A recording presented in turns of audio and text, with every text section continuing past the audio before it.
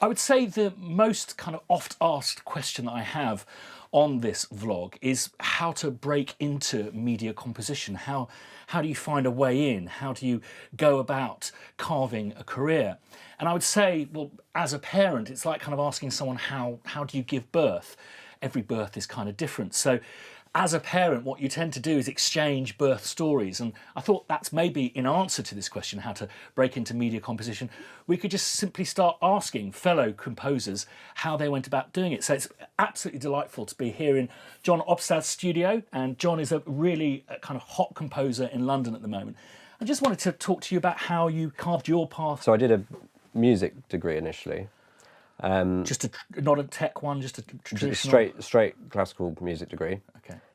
From quite a young age, I'd really had a real passion for film music, and I think I always knew that was an area that I really wanted to go into and explore. After graduating from the music degree, I had about a year and a half after that of really trying to work out how to get into this field, and it's really difficult knowing how to find a path into it.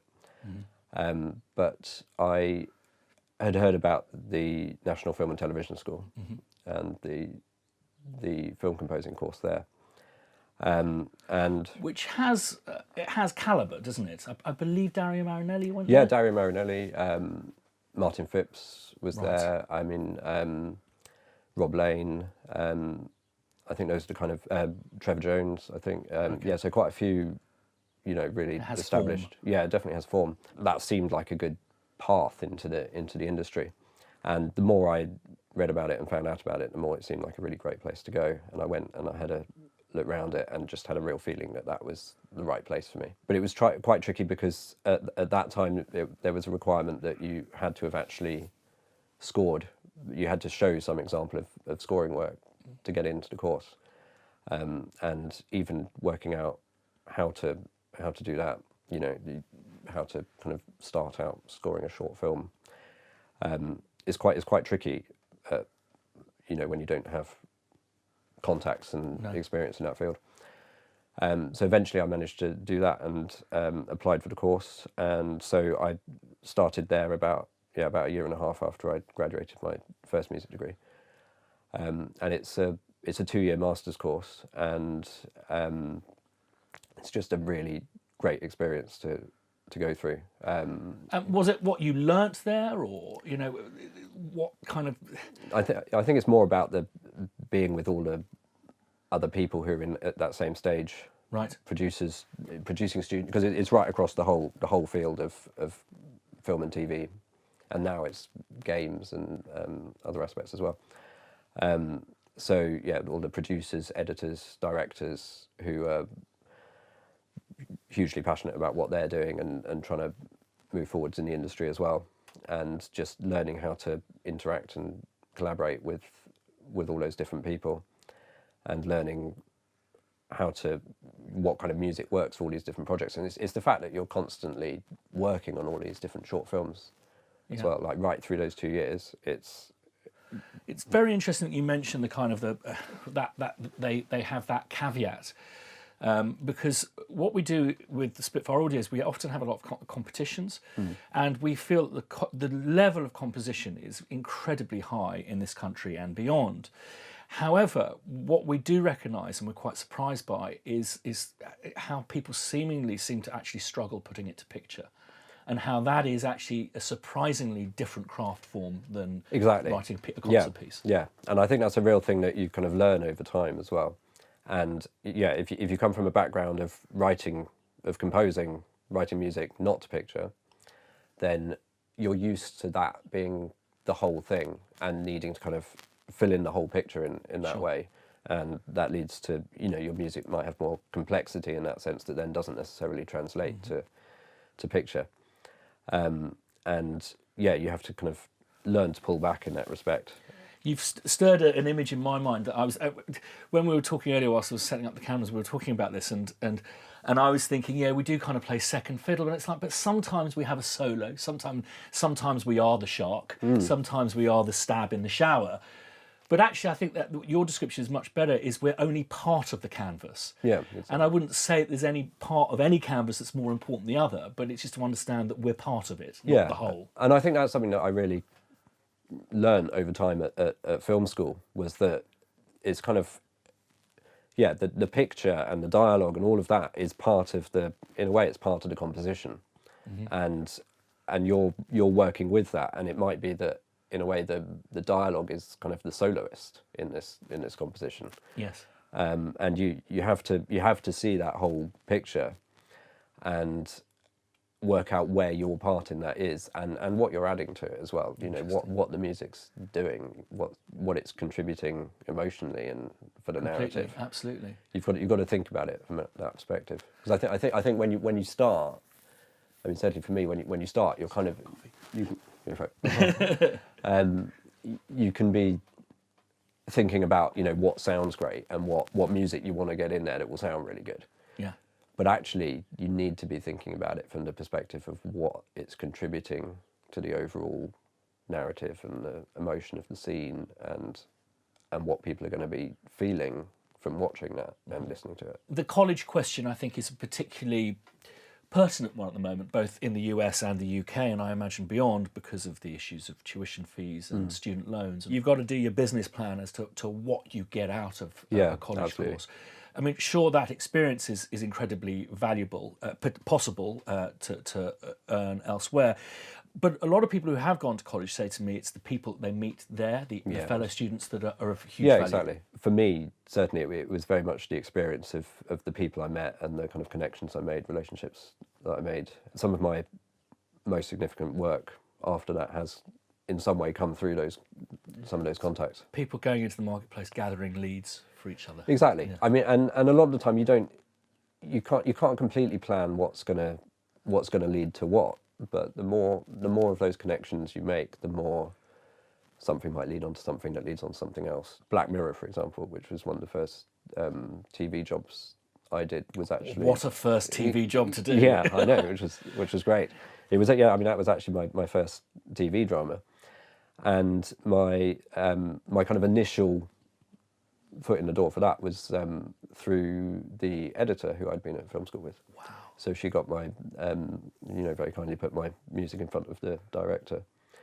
And, I still had to pitch pretty hard to, of course, prove that I would be able to do it. But yeah, those connections are really valuable in that respect. And do you think that has been a kind of, is it a calling card? Is that just when... I often think that kind of the keys go into the engine with one's career. For me, it was a terrible... Well, I know that's unfair. For me, it was an interesting teen series called 2 Pints of Lager and a Packet of Crisps. I think the realisation that it's not... Composer isn't the primary job, it's head of department. And a producer wants you to deliver a score. And if you have nothing to prove, it's such a leap of faith. Yeah, no, exactly. I think that's true. You really have to... have those, you have to have something that proves you can do it, and then the more you gather those credits, the more people are likely to trust you. Because I think those first few years after graduating from film school, it's quite difficult finding the work and trying to convince people that you can really do this. So with Black Mirror, I had just so I'd been doing a lot of assisting work with different composers before that. And anyone you can name? Yeah, absolutely. So the first two people I worked with after film school were Jocelyn Pook and Sheridan Tongue. Amazing. So quite different composers, both really excellent composers. It's amazing the kind of experiences you can get from that, because you're, I was working on really good projects, but not being the person that has all the responsibility, which is great. So you're kind of there seeing how it all works. And is that when you're observing the HOD aspect? Exactly, the management of the project. Yeah, exactly. So that's the kind of you're part of the music department. Yeah. But you're not the HOD, which is great for kind of just learning how it's all done and how people manage deadlines and all of that kind of thing. The interpersonal chops as well. Yeah, exactly, absolutely. Yeah, learning all that side of it. And so I did that for a while with several different composers. So I did quite a lot of stuff with Sheridan over time. I worked with Martin Phipps for a bit, and then he recommended me to Ruth Barrett. So I did about 5 or so TV projects with Ruth Barrett, who's really brilliant. Yeah, so just all these kind of different composers who are quite, you know, and it's interesting seeing how different composers approach things as well, differently. That's not kind of biding time. It's not a means of earning a bit of cash before you become, you know, HOD. It's really valuable experience. Yeah, I mean, it's like a kind of apprenticeship in a way. Yeah. It was very useful as a source of income as well, while I was, you know, simultaneously trying to work out my own projects as composer. But just the amount of experience you can get from that, and just like the things that I learned from watching other composers at work, being in their recording sessions, having their Logic files, and kind of seeing how people are doing things, and, you know, contributing my own stuff to these projects. It's just, yeah, it's really valuable. I learned loads through these, and seeing the differences between how different composers work as well, how they approach things differently. It's really valuable experience. Yeah, so going back to Black Mirror and kind of getting my foot in the door that way. Just before that, Sheridan Tongue had kind of promoted me to co-composer on Silent Witness. Okay. So I'd done quite a few different series with Sheridan over a few years, and I think on season 15 of Silent Witness I was additional composer, and then season 16 he kind of promoted me to co-composer on that. That gave me some material that I could then show to the producers for Black Mirror and the director, and kind of gave me something to show that I could... Not only material, relatable material in the sense, oh, you did this. Yeah, exactly. I think possibly they still had a different composer in mind for it, and then they were already editing by that point, so they gave me some footage to score. And I did a kind of mammoth 24-hour composing session, just trying to just literally score as much of it as I could, as well as I could, and sent it in. And then a couple of days after that I found out that I'd got it, and then actually some of the material that I pitched with ended up being used in the final thing. I kind of felt after that was it. I arrived, I was going to be able to just, you know, the jobs would be flowing in then. It wasn't quite like that. I had quite a gap still after that before the next job came in. But then, yeah, things start to pick up. And well, often I think that it's just the production cycles as well. Even if someone's really keen to use you again, it's like, and we're going to be making something in 18 months. So you're not going to work on it for 2 years. Yeah, exactly. I mean, you know, I've got a really good working relationship with Carl, who directed that Black Mirror episode, and then I can't remember, maybe 18 months, 2 years later, he then got invited back to do another Black Mirror episode. Yeah. So I ended up, and he invited me back for that, which was very nice. So I ended up doing a second Black Mirror episode, and then and then it was a couple of years after that he was then in a position where he, you know, directing something where he needed a composer, and so I ended up working with him on a period drama for the BBC called The Woman in White. Great. And then I've done his next project after that, and then I'm now working on his next project. So one of these very important relationships. Right? Yeah, exactly. Did you feel as you made more contacts, formed more relationships, you feel the momentum kind of gathering? Yes. I think that's definitely true. And then you still kind of also have those little disappointments where somebody goes, you know, you think you've built up a relationship, and then somebody goes to someone else. So you have to, and that's all just part of the job. You've got to deal with that. You know, you can't expect everybody to want to work with the same person. No, you know, Cosa Nostra. Yeah, no, exactly. I have to describe directors, they're kind of like sports car drivers, and they'll move up disciplines. And yes, because you kind of got them across the checkered thing in the Indy car, doesn't mean they're going to take their entire pit crew up to Formula One. Some directors just want to work with different people and get different, you know, I mean, different composers are different. They have something different to offer. And I see that you're managed by a very renowned management agency here in London. And has that been important for you? With Management Aid? Yeah. Yeah, absolutely. They're brilliant. So I've actually been with them for quite a long time now. Probably about 8 years, I think. And that was initially through Sheridan Tongue, okay, who is also managed by them. And so it was when, that was around the time that he promoted me to co-composer on Silent Witness, Right. that I made the connection with them. And that's been a really great relationship with them, and so they're my management and my publisher as well. Yes. And yeah, they're extremely supportive because they're very active on the publishing side as well, which is great. So for example, I've done some composing for contemporary dance, and they really liked what I'd written for this contemporary dance piece a few years ago, and so they started playing it to some people. And actually, so recently, last year, one track from that ended up being used on the trailer for the film Ad Astra. Oh wow. Which was through them. So that was a really exciting opportunity that wouldn't have come about otherwise. But And you've also here you're working on a computer game, haven't you? so I'm the kind of current composer for a game called Rainbow Six Siege for Ubisoft, which is really great to work on. So the score was so the game kind of existed originally with a score by Ben Frost and Paul Hassinger, who are both really, amazing electronic composers. And then for the last almost 2 years, I've been the composer for the kind of new content that's released for that, which is it's really enjoyable to work on. It's really, really varied. Right. Oh, that's good. Yeah, no, it's great. It's really good. Sometimes computer games aren't that varied.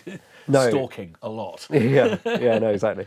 And it's great because every time there's new content, it's usually a different geographical location and kind of different themes to it. And there's a really great music team there so I get the kind of a really detailed brief to work from of what kind of music they're after. And yeah, it's really interesting things. So like last year there was a great Halloween themed event where it needed to have kind of real 80s John Carpenter horror vibes, which meant that I could really put all this stuff into use, which was real fun. And then from that to one of the ones before that was kind of slightly more Ennio Morricone Mexican kind of Western vibes with a bit of mariachi trumpet and stuff, and then some set in South America with more kind of Brazilian percussive. That's great. Strands.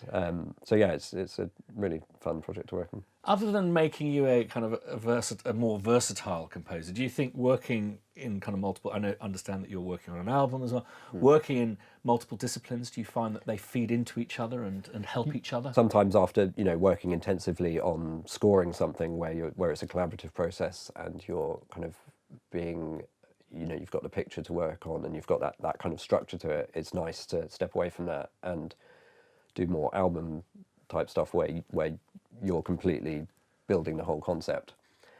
And then conversely, sometimes just having that completely blank canvas can be a bit daunting, and it's nice to go back to something where there's canvas, more. yes. Yeah. Go to something where you're working to that structure and kind of having the images to feed off. And then the game stuff is a different approach as well. So yeah, it's nice having that variety. Works really well. And another question that comes up often, and is often met with a lot of disbelief, is that you still need to be geographically mindful, certainly when beginning a career. Do you feel that London was important? Certainly early on I felt like I really needed to be in London, I think, for meetings and things. To be seen, to be part of? Yeah, to be seen, to be kind of part of the composer community in London. I slightly wonder if that's kind of become less so since like internet connections have got faster and things, and everything is WeTransferred and Dropboxed and. Well, there's a couple of points that I've noticed is that directors have less time now because technology allows things to be done quicker. So post-production tends to be layered as opposed to a linear process. So really, I imagine it's quite rare for a director to come here. There was a time when it was, but actually, Carly, who I'm working with at the moment, happens to live 5 roads away, so that's great. So I always encourage it. I think it's very useful for them to understand the process. Yeah, and then recently, the project I was working on for most of last year, the producer kind of wanted to come over for all the music reviews, which was great. That's fantastic. Because it is, it is really nice having someone in the room being able to talk through things. But yeah, there are a lot of projects where it's completely remotely. Yeah. And actually, I mean, the game project is based in Canada, so that's all. Right. That's And you go over there once in a while, kind of? No, it's all it's all completely. That's extraordinary. Completely remote. And in fact, I'm hearing of Facebook groups that are really starting to get people work, usually run by fellow composers. And I guess that's the point: is look for the other composers. You know, like just you're talking about the people that you went to school with were as important as the people who taught you at college. Or yeah. I mean, there's a really there's a great community of composers of that kind of generation of composers that came out of film school at the same time as me. So there's a few of us who are kind of working quite actively in the field around London. So it's nice to be part of that. But yeah, you're right. There's like the Facebook groups of composers as well. It's a kind of wider community as well. Yeah. So you've been working now for 10 years as a roughly 10 years. Yeah. And if there's anything that the composer of now could go back 10 years and say to yourself 10 years ago, is there anything that you? I think just knowing, like having a sense that if you keep working hard, plugging away at it, things will work out. Like there's bumps in the road. Yes. Certain disappointments along the way, but outweighed more by all the positive things.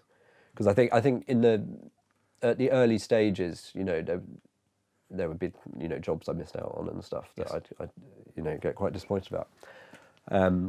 So there's that, and then also I think just trying to get a sense of who you are as a composer and what you have to offer, and kind of having faith that if you really work on your own craft, then that will become something that people want you for.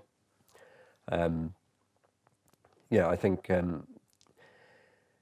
really trying to kind of establish what it is that you offer as a composer that's different to what other people are doing and marks you out. If you're passionate about what you do, then you can translate that passion into music that people will want to work with you for.